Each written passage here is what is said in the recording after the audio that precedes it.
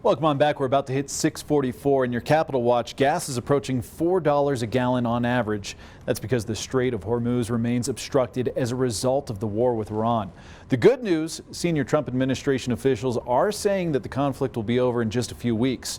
So let's go live to Scripps News Group national correspondent Joe St. George. And Joe, what's the long-term outlook for gas prices right now?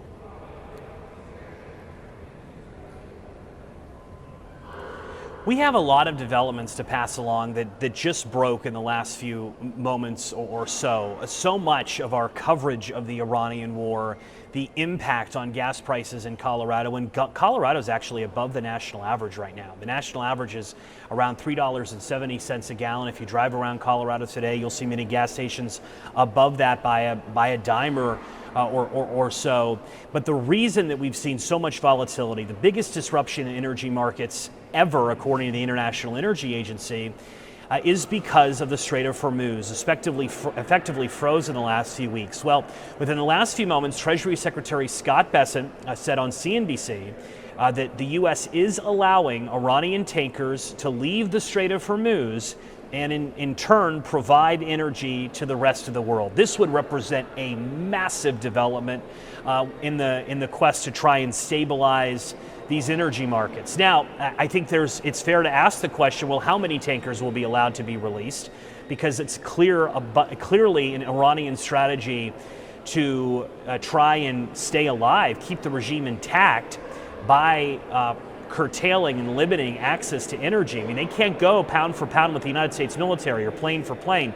The U.S. has control over Iranian airspace after all, but they can launch a drone, they can restrict the Strait of Hormuz. This is a big lever for them. So we're watching now the development on the price of oil, the price of energy, but this represents a massive development, and it comes just a few hours after President Trump told reporters that he was working with other countries to create an international coalition to try and get the Strait of Hormuz back to functioning to some degree, maybe not normalcy, but some degree of normalcy. We'll be watching the story throughout the morning, and we'll see what this does to gas prices throughout the day.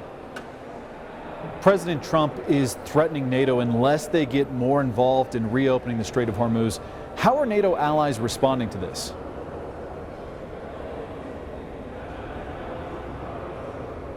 Right, and the point that you bring up is that the president believes that the U.S.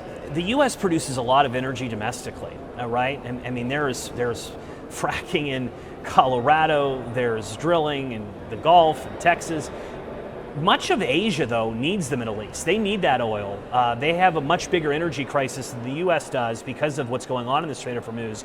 The president believes Asia, China, European countries, that they should be playing a much bigger role in getting energy out, getting the Strait of Hormuz back to working order. The president is threatening NATO, saying that there essentially would be consequences if they don't cooperate.